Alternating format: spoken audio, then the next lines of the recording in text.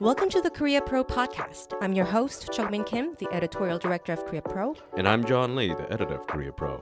Join us for a weekly 15-minute conversation as we dive into the most pressing stories shaping South Korea and dissect the most complicated ones for you. From politics to culture, technology to society, we've got you covered. So stay ahead of the curve and never be sidelined again. So get ready for a fresh perspective on South Korea's news. This is the Korea Pro podcast. Welcome, listeners. Today is Thursday, January 23rd. We're recording just around 2:15 p.m. We're joined today by John Lee, editor of Korea Pro, Joon Ha, correspondent of Korea Pro.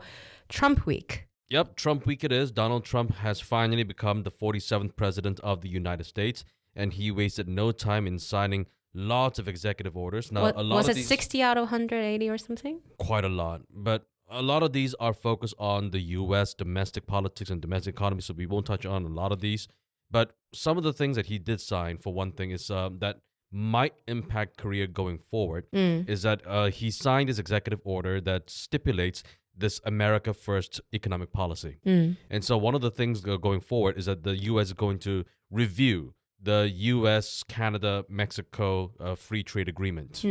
Now, this will not start until July 2026. Why the date? Because that's when it's up for review. So the U.S. is saying that once the date comes, then they will start to review that free trade agreement, which will set a precedent for how the Trump administration will likely view KORUS, the U.S.-Korea Free Trade Agreement. And so how will that review go? That will be the blueprint for how South Korea will have to view what's going to be in store for us. So in terms of timeline, South Korea is still going through a lot of political instability here and still no exact timeline on the presidential election, if any.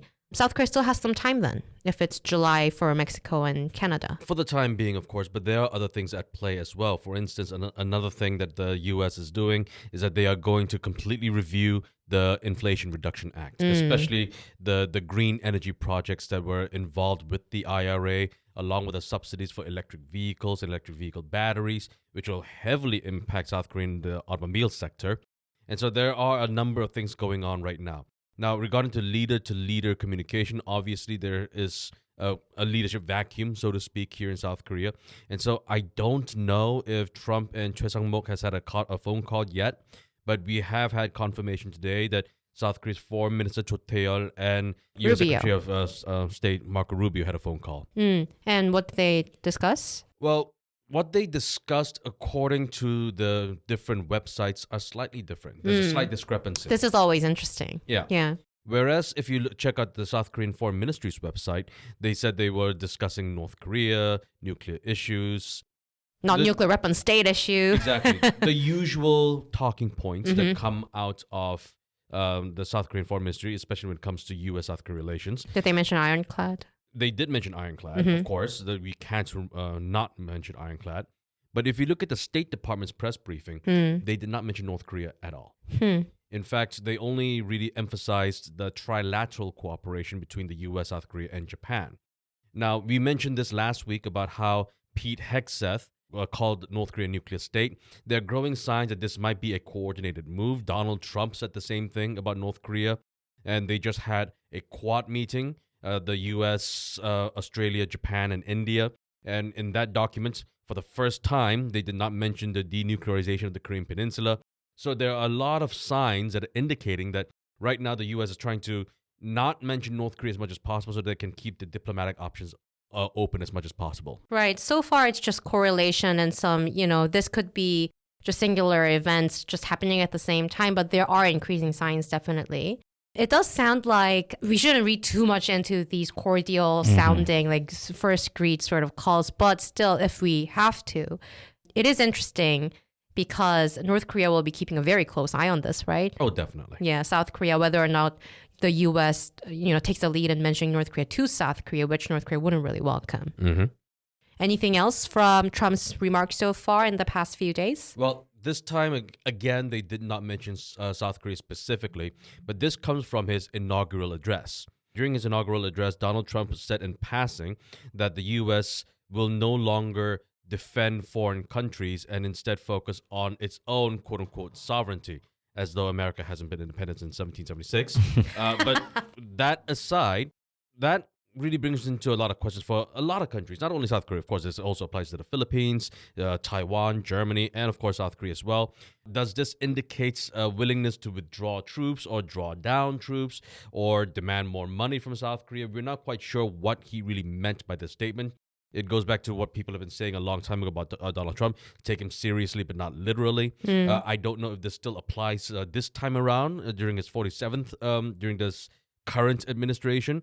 But again, there are a lot of words that he says, which people need to dissect and look into carefully. And sometimes not read too much into. And let's move on to our second topic for today, domestic politics. Domestic politics, but also fiscal policy.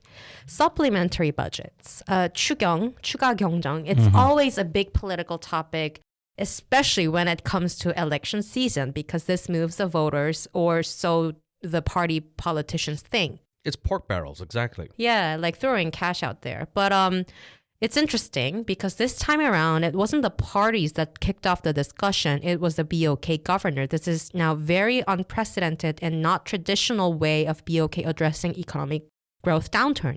Usually, the BOK goes for monetary tools. But because the currency rate issue and all sorts of different economic risks right now, aside from external shocks, it's coming from the political instability in South Korea. So what Governor Rhee Chang-yong said on January 16th was that we might need 추경 supplementary budget, a very specific amount. This is also unprecedented. He said 15 to 20 trillion won. And this sort of was a welcome news, I think, from the Democratic Party's point of view. They always wanted to push for supplementary budget. But now that the BOK governor is saying it, they kickstarted the discussion again. But they went back to their original talking point during the budget discussion about regional currency. Vouchers, you mean? Vouchers, yeah. 지역 화폐. And so they went for even larger number suggestion. Almost twice as much as what the BOK governor wanted. Right. And also for certain progressive politicians like Kim Dong-yeon of Gyeonggi, the Gyeonggi governor, he said 50 trillion won. And also the opposition parties have differing views on how to frame this supplementary budget. Of course, DP wants to go for the regional voucher thing because that's one of their pledges. But 조국's Rebuilding Korea party, they went for something named 내란 회복 payment. Recovery from insurrection vouchers. Right. So they're going to pay people to emotionally recover from the alleged insurrection. So this is interesting. They try so hard. They try very hard, but the amount was the same. The number was the same.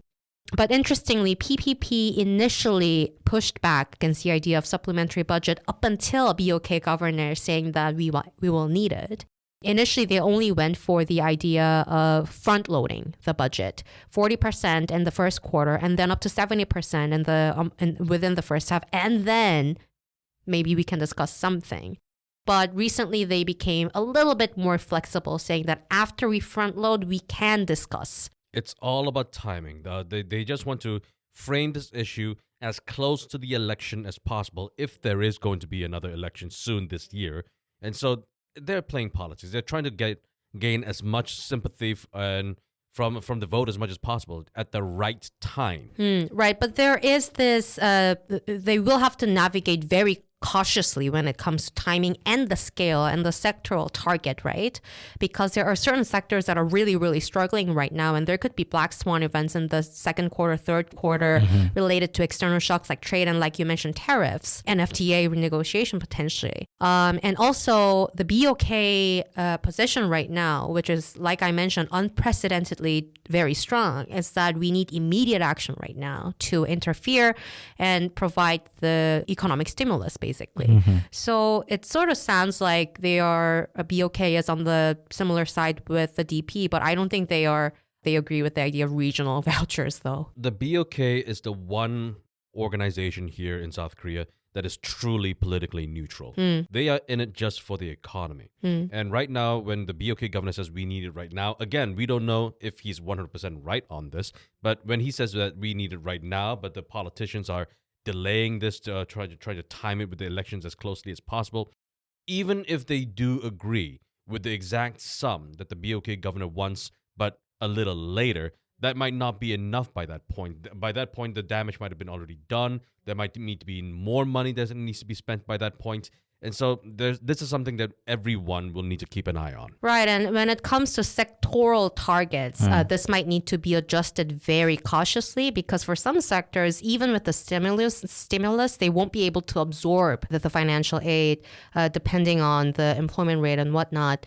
And lastly, it seems like this is the case where the political calculus is sort of overlapping with the economic decisions. And this is a moment where the party politicians are supposed to prioritize the public good than their party political interest. But that's a whoopsie high bar. Let's move on to the last topic of the day. What are the updates when it comes to the investigation and impeachment trial related to the martial law? Yeah, so Yoon is currently at his impeachment trial right now. He is currently speaking and answering questions from the Constitutional Court judges. However, this morning, the CIO, the Corruption Investigation Office for high-ranking officials, they transferred the case of Yoon to the Seoul Central District Prosecutor's Office. That is interesting. What was the reason? So the CIO had quite a few institutional implications and challenges that came up during their way of combating the corruption or perceived corruption and within the Yoon government. And the capability controversy, right? So, the prosecution's role, they have the investigative authority at this point to question Yoon and also the people that work beside him.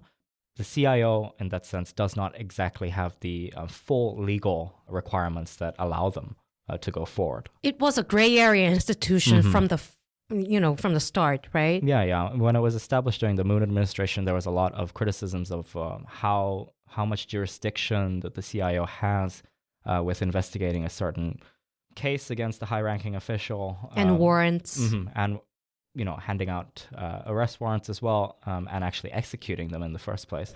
So that's the basic argument that's coming from the President Yoon's lawyers and legal team as well. Who have been very emotional, by the way. The statements are way too emotional right now. What kind of things have they been saying? Well, when it comes to, if you think about legal defense team statement, you imagine something very cold-hearted, like straight facts or, at least sensible. Yes, just grammar, first of all.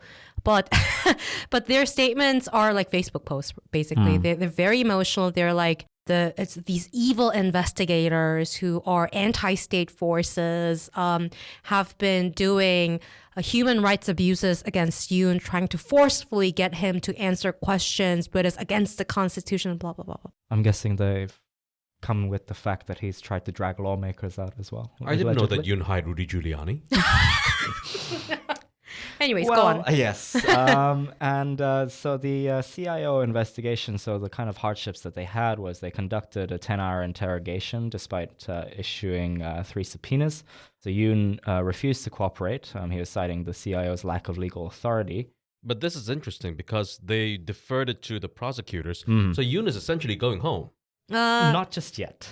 Yeah, not just yet. There's still quite a lot of procedures that are left, legal procedures that are left for the CIO and the prosecution to work together on.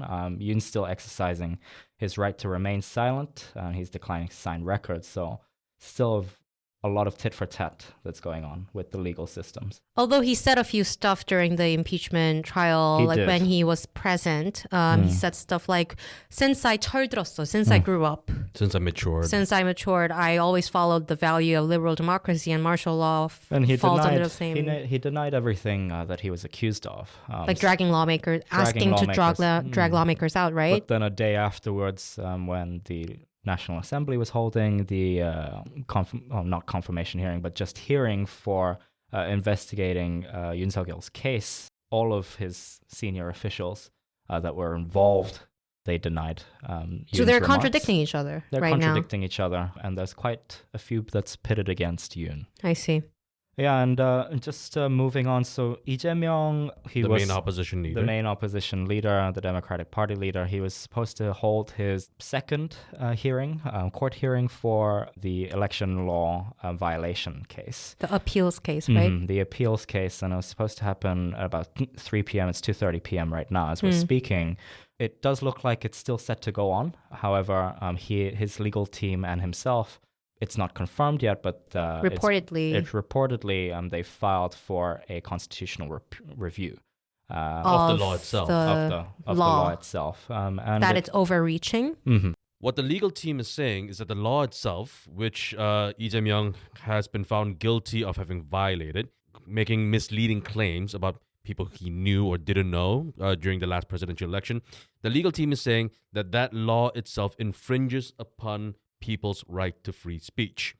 Now, about lies? Well, that's the thing. He did lie about whether or not he knew some of those people that he denied having known. But they're not framing it that way, of course. What they're framing it is as just as broadly speaking as possible. The law lacks clarity, according to the legal team, and that it's not quite clear as to what constitutes misleading or not statements. And therefore, because of the lack of clarity, it infringes upon people's right to free speech. So they're going after technical details. Why didn't they do this before? Well, it doesn't look like they passed the brains of the legal team. Well, it could have been more convenient if they did it earlier.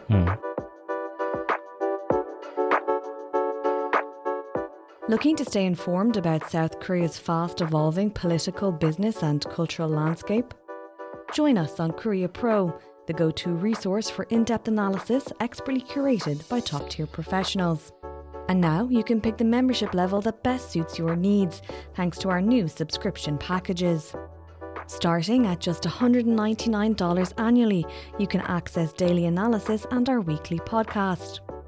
Or try our premium membership package, which offers additional perks such as executive briefings, monthly reports and forecasts, networking receptions and event opportunities, as well as much, much more. To find the best fit for you, just head to signup.koreapro.org and become a member today.